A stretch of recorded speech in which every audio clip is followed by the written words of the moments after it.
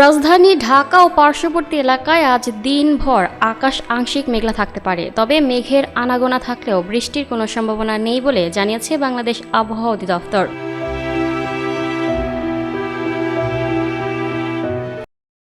সকাল ৭টা থেকে পরবর্তী ৬ ঘন্টার জন্য দেওয়া পূর্বাভাসে তথ্য জানানো হয়েছে। আবহাওয়া অধিদপ্তরের ঝড় সতর্কীকরণ কেন্দ্র থেকে জানানো হয়, আজ ঢাকার আবহাওয়া প্রধানত শুষ্ক থাকতে পারে। এ সময় উত্তর অথবা উত্তর পূর্ব দিক থেকে বাতাসের গতিবেগ ঘন্টায় ১০ থেকে ১৫ কিলোমিটারের মধ্যে সীমাবদ্ধ থাকার সম্ভাবনা রয়েছে। ফলে দিনের তাপমাত্রায় বড় ধরনের কোনো পরিবর্তনের সম্ভাবনা নেই এবং তা প্রায় অপরিবর্তিত থাকতে পারে। সকাল ৬টার তথ্য অনুযায়ী রাজধানীর তাপমাত্রা রেকর্ড করা হয়েছে ২৮.২ ডিগ্রি সেলসিয়াস এবং বাতাসের আর্দ্রতা ছিল ৮১%।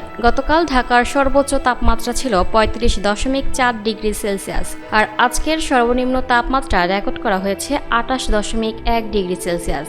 অধিদপ্তর আরও জানিয়েছে, গত ২৪ ঘন্টায় ঢাকায় কোনো বৃষ্টিপাত রেকর্ড করা হয়নি। আজ সূর্যাস্ত হবে সন্ধ্যা ৬টা ২২ এবং আগামীকাল বৃহস্পতিবার সূর্যোদয় হবে ভোর ৫টা ৩১।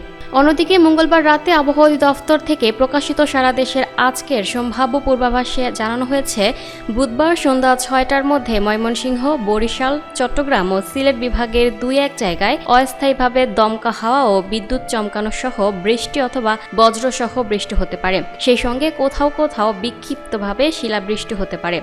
এছাড়া দেশের অন্যত্র অস্থায়ীভাবে আংশিক মেঘলা আকাশ সহ আবহাওয়া প্রধানত শুষ্ক থাকতে পারে, তবে সারা দেশে দিন ও রাতের তাপমাত্রা প্রায় অপরিবর্তিত থাকতে পারে। তাপপ্রবাহ সম্পর্কে বলা হয়েছে, টাঙ্গাইল, ফরিদপুর, লক্ষ্মীপুর, খুলনা, যশোর ও কুষ্টিয়া জেলা সহ রাজশাহী বিভাগের ওপর দিয়ে মৃদু থেকে মাঝারি ধরনের তাপপ্রবাহ বয়ে যাচ্ছে এবং তা অব্যাহত থাকতে পারে।